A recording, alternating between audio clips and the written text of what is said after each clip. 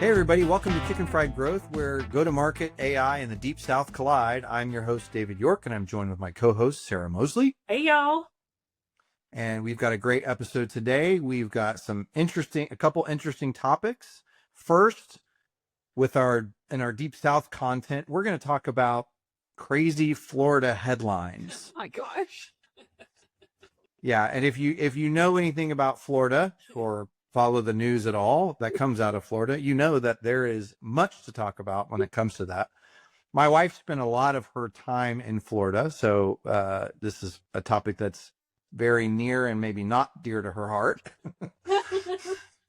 But Florida is what I call quasi Deep South, like the top half of Florida, like Orlando and up is basically the Deep South. Orlando and below is just a whole nother country, basically. I don't even know what goes on down there. But we're going to talk about some of those topics. And then there's a really interesting article and some research that Harvard Business Review put out this last week around AI brain fry. Yes. That is a new term that you probably didn't have on your bingo card for 2026. So we're going to dive in deeply to that. All right, so let's talk about crazy Florida headlines. Here is what I am going to do here, because I think this is going to make it more fun, is basically I have a list with some links to articles that have specific headlines. And what I want to do is actually, I don't even know what the headlines are. So I'm going to basically like click through these links in real time, and we can read, and I will read the headline out loud, and then we can react to it. So it'll be very much like instant. The kids everything. Can cover their ears because we don't know what's coming up. Yes, fair point. Yeah, there may be interesting stuff. You never know with Florida man. Yeah. So here's the first one. Woman dressed in hot dog costume busted for toilet paper caper. She was in a hot dog costume at the time of the incident, and she was charged with disorderly conduct and resisting arrest. She was seen intoxicated and refused to cooperate with the investigation. So here we have the drunk hot dog roaming around the Florida streets, creating disorderly conduct and resisting arrest all at the same time. I don't even know what the toilet paper had to do with it, to be honest. It sounded like she was stealing it. I'm guessing so. She was probably trying to steal some toilet paper from from Walmart or from wherever else she was. The costume. Yeah, I'm not quite sure, but I mean, all you have to know is drunk person stealing something dressed in a hot dog costume, as if that wasn't going to be Isn't that right? And why noted. Yeah, that's the crazy part. Because if you're gonna steal something, wouldn't you want to be incognito? You would think. Wouldn't you want to not be the largest Oscar Mayer wiener anybody's ever seen? Exactly. Pay no attention to the hot dog walking out with the stolen toilet paper. Yeah, with an armload. All right, on to our next headline. Chuck E. Cheese employee in mouse costume arrested by the Tallahassee Police Department for credit card fraud. And the best part about this one is they have the picture of Chuck E. Cheese in handcuffs in the full costume. It's gonna mess some kids up right there. Being walked out. Like, there is video, there is pictures, and I'm looking at a picture right now. It's Chuck E. Cheese. He's got the cuffs behind him with the mouse head still on. Oh, then you take the hat off. Oh, that's the best. No. It's the best. The ears, the whole thing, like he's having to turn his head to the side to fit through the door because the ears are so big on the Chuck E. Cheese costume. So the Chuck E. Cheese was a credit card fraudster and was committing the whole thing. Seems to me alcohol and drugs had to be involved on some level. I mean, I have no idea, but we're 2 for 2 on this whole costume thing. It seems like this is like a theme going on here. It is. Yeah. So, I mean, and again, Smokey Bear aids arrest of man accused of stealing and reselling signs of iconic mascot from the Florida parks. So the man had gone to a Florida state park, stole signs, was reselling them, and yes, someone dressed up in a Smokey Bear costume actually assisted in the arrest. Oh my gosh, that's awesome. Of the signs, and the signs are Smokey Bear. That's it. They're big, tall, 4-foot tall Smokey Bear signs. Who is buying a Smokey Bear sign? And like what? I have no idea. That's so crazy. How much money are they getting for these Smokey Bear signs? Like, what is it? Why It says the going price was $1,900 that the guy was trying to sell them for. Well, I could go down to Florida. That's what I'm just saying. That's crazy. Okay. All right, so here's another one for you. Scuba-clad man robs Disney Springs restaurant and swims away. A bad Navy SEAL. So if you've ever been to Disney World, they have a place called Disney Springs. The center of Disney Springs is like a big lake. Yeah. And there's a bunch of restaurants that are on the lake that people eat at and all that. It's very nice. It's a very nice time. It is nice. You know, they've got a bunch of different various restaurants. They have a little thing where you can go out on a little boat on the lake. I mean, all kinds of stuff. You know, I mean, you think about like it's tourist trap. There's a million things to spend money on. So the man was in scuba gear. He scubas up to the restaurant in the lake, scubas up to the restaurant, comes out, and then stole between $10,000 to $20,000 from the restaurant. Oh my God. Takes his scuba gear. It said he had no weapons. He got into the lake and then boom, jumped back into the pond and escaped. They didn't find that guy? No. Because you know, I mean, with scuba gear on, you've only got what, an hour in the tank? Maybe 2 hours max? I mean, it's not a big lake, so I mean, he could swim across it fairly quickly. But yeah, I mean, just straight up went all full scuba robbery, like something out of like some kind of Hollywood movie. That is totally a Hollywood movie. Like, that's totally like 007 stuff right there, where you're popping up out of the water. Right? Crazy. Man. All right, this is an interesting one in the Tampa Bay area. Polk County. Yeah. Put that in there. Polk County Sheriff Grady Judd's picture is stolen from the station. Florida man arrested. He stole my picture. So here's what happens. What? Some guy goes in to this county sheriff station. Yeah. And just walks out with the sheriff's photo that's on the wall. Yes. You know how like the sheriff, like, hey, here's the sheriff. Right. And the sheriff's name is Grady Judd. Grady, of course it is. and he just walks out and steals the photo. Of all things to steal, right? You just steal the photo off the wall, walk out, and get arrested. So what did he take it for? Did he say? I have no idea. He's like, I love girls. Yeah, it doesn't really show, but he says it's 3 minutes later. He's seen walking out with something in his hands, and there it goes. Note to self, Florida man, don't be stealing things straight out of the courthouse. They got cameras down there. Exactly. Okay, here's another good one. And this may be the one we have to close off with. Jacksonville officer misfires the taser, striking his partner while trying to make an arrest. Oh, bless it. And it's like, you're like firing the taser and your partner is laying there on the ground, getting, peeing in his pants too. She said, "Oh, wait, peeing in their pants." Yeah, basically shaking because, yeah, exactly because. Well, did they end up catching the people anyways, or did they get away? Sorry, I didn't read that far down in the story. I got stuck at laughing at the taser his partner instead of the bad guy. Oh my gosh, that's pretty bad. That's a fireable offense right there. Right? That'll be on desk duty for a while. So we're gonna do rapid fire here. So here's some a couple more. The most dramatic video of the year shows. Here's the headline: Video shows moment plane collides with car, during crash landing on I-95. So literally a plane had to crash land, and it landed not on the road, but on top of a car. Holy crap. Could you imagine the heart attack you would have of a plane landing on top of you? Yeah, exactly. Or the I mean that or the Allstate commercial they could have made off of that Right.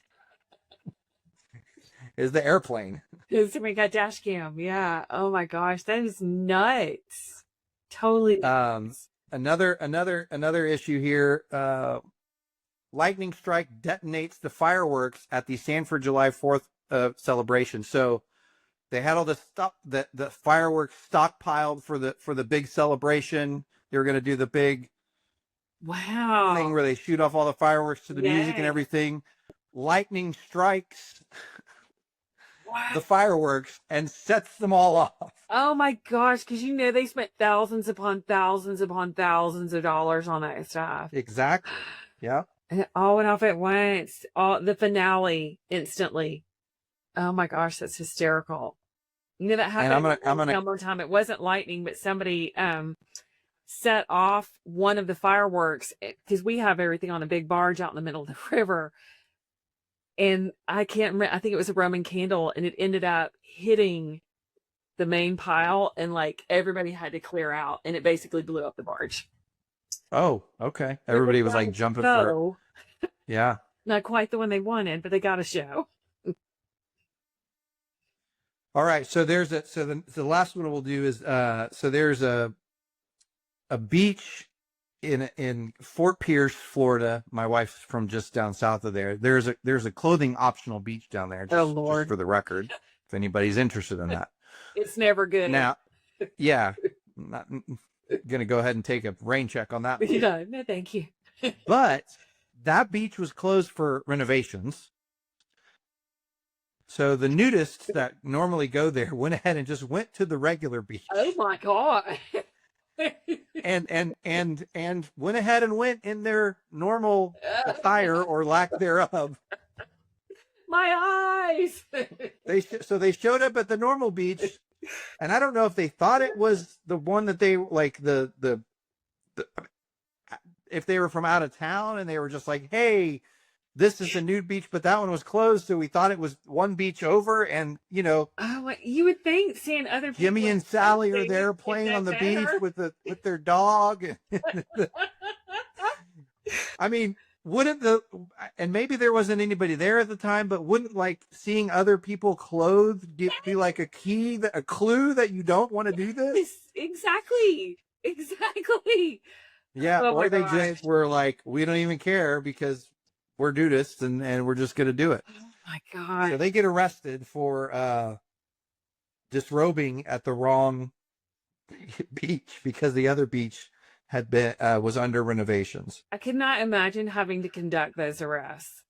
I remember my high school history teacher, who I adored, telling me that streaking back in the day when it was really popular, he was like, this kid, strips down buck naked, is running through the football field during the homecoming game, and they're all yelling at us, catch him. And he was like, I was a pretty fast runner. And he said, I was getting up on him. And then I thought, what am I going to do if I catch him? I don't want to touch that kid. He's exactly. not so he's like, I just let him streak. I was like, just kind of like at some point, you're going to have to just let that one go. Oh, mercy. All right. Let's jump into our go-to-market topic. And it is a little AI. So HBR, Harvard Business Review, you just came out with a study, and it's all about a new term that they kind of coined called AI brain fry. Yeah. And this is important. It's obviously important because everyone's kind of in the AI world, but especially important because when you look at the folks who are most likely to experience this, the top of the list is marketing people. Yeah. Marketers. They were the top of the list on their survey and their chart. So there was an outsized percentage of people experiencing AI brain fry that were marketers. So it's for when we talk about AI and go to market, this is right down the center of the fairway as it relates to that. So really interesting article, and some of the things that it noted and they talked about, and I know you read this, so I'll let you chime in. They talked about the challenge, when you get to start using multiple AI agents or LLMs simultaneously. Yes. That when you have 2, you see improvement. Yeah. When you have 3, you still see slightly better improvement, but the level of improvement going from 2 to 3 is definitely diminished. Yeah. And when you start using more than 3 AI tools at a time, you actually become less productive because of the mental bandwidth it's taking you to try and manage and interact and use all of these tools. So in your mind, you're thinking, oh, yeah, we're going to be more productive. More equals better. Never. That is not the case when it comes to the research. Right. Well, and one of the guys in the article was talking about how he equated your brain to like being a, Windows desktop, and you've got 15 windows open and you're trying to watch all 15 at the same time while you're doing a task. And he's like, you just can't do it. It reminded me a lot of, back in the day when all the MarTech was coming out and Scott Brinker had the list and stuff like that. And they were talking about people would have choice paralysis where they would be like, overwhelmed. I can't make a decision. And I think that's what's happening a lot with some of these folks, because, like you said, once it got up to 3, you had some efficiency gains, but then all of the brain fog, the headaches, what is that? There was a third thing that they were talking about that was really confusion. And I was like, oh my gosh, it sounds like dementia. It's kind of like, it's nuts to me.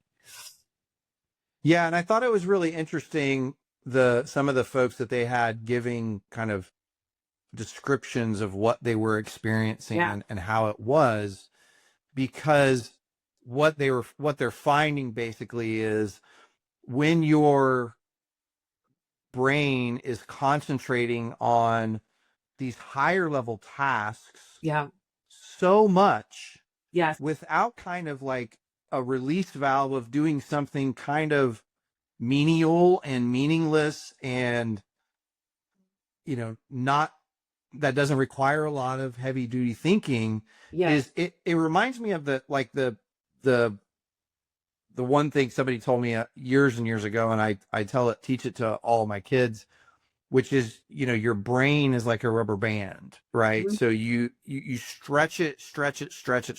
Yeah. If you keep stretching it, it's going to break. Yeah. But if you stretch it hard and then you release it, and then stretch it hard and release it, you actually expand the capability and the capacity of the rubber band over time. Yeah. But if you stretch it without those releases, it's going to have so much stress put on it that it eventually breaks. And I feel like this is kind of a parallel to that. It's like what we're seeing is some of the menial, simplistic tasks that we do day in and day out, while in our world they feel inefficient, sometimes those are the things that give our brain that break and that release. Resting period. Yeah. Yeah. It's like a resting period for our brain of like, clicking through a spreadsheet, as dumb as that feels and as much of a waste of time that feels,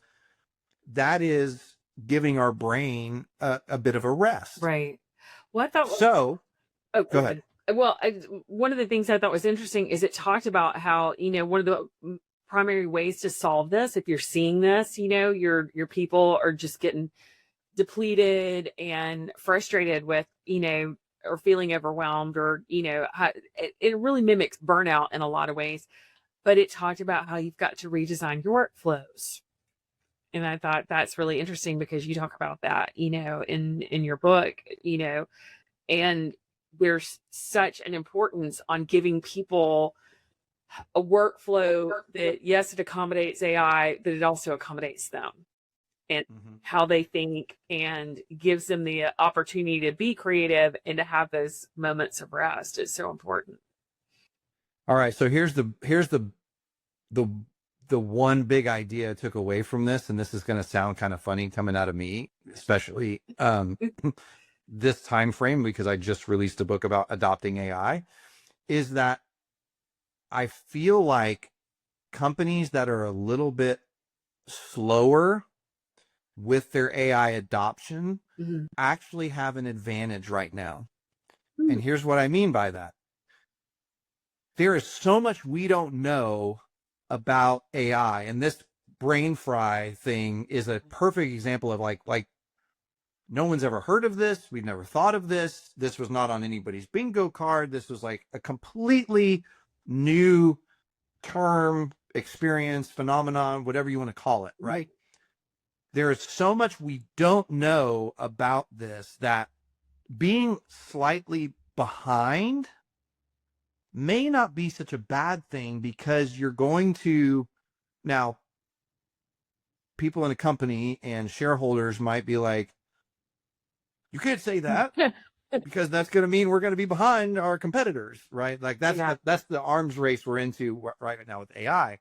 But I feel like for the benefit of humanity and for people, and the long-term benefit of companies, being ever so slightly behind, like there's a lot of learnings that are taking place right now, and a lot of these early adopters are a little bit like guinea pigs, right, on the effects of this stuff, right? There's obviously these cognitive effects that we're starting to understand and feel, and this brain fry effect and burnout and all that type of stuff is all new. So going into it with some of this working knowledge of how to avoid some of these pitfalls is going to be really beneficial for companies as they go through their adoption of AI. Absolutely. Absolutely. Because you know what's weird? It reminded me a lot, like as I was reading it, I was like, this reminds me in a very odd way of like carpal tunnel syndrome, where you're doing something that's repetitive so much, but you're so focused on what you're doing all the time that you're not giving your body a chance to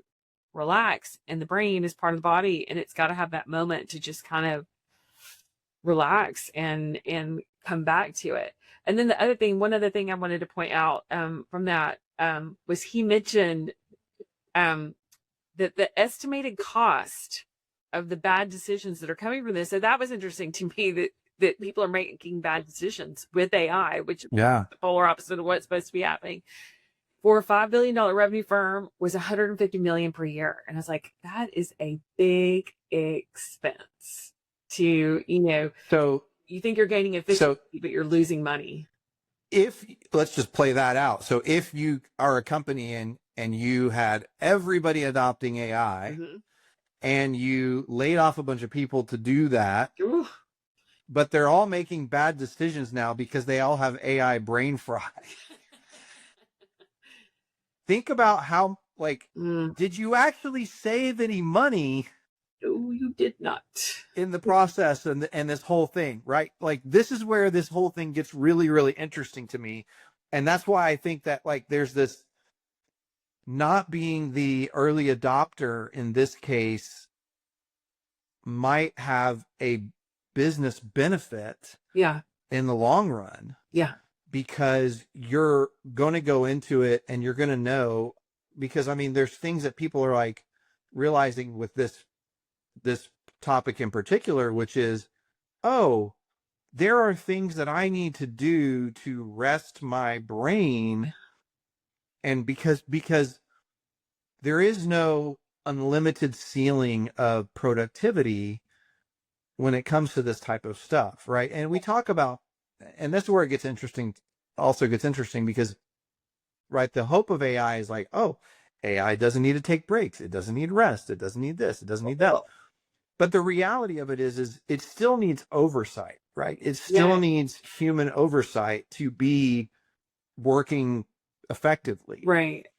And so we're at this place where, okay, how do we balance all this out, right? And I think there's going to be a lot of data like this report in particular coming out over the next couple of years to really show us what is the best way to deal with this. And I think there's, again, pendulums. We talked about this previously.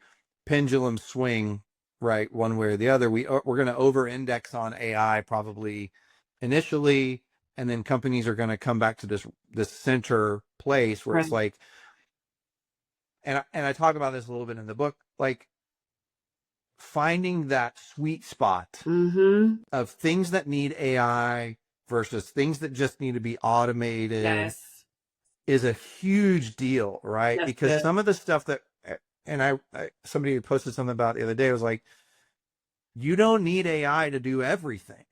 You just don't. Like it's only needed in certain circumstances, in certain places, and there is a cost, yes, and a toll that putting AI in everywhere is going to take on your business and people and all those types of things. So I think the winners are going to be the companies that go through this thing really thoughtfully and think about the human side, think about automation, think about intelligence, artificial intelligence, like the companies that are really thoughtful and creative and out of the box thinkers and have strong culture and all of those things are probably going to be the ones who win, which, by the way, those were the companies that were winning before AI. Yes, exactly. Like it, as I always say, good guys do win. So it's like when you're doing the right things and when you're approaching things, in a systematic way, you're going to get good results, but you just have to be patient with it and stick with it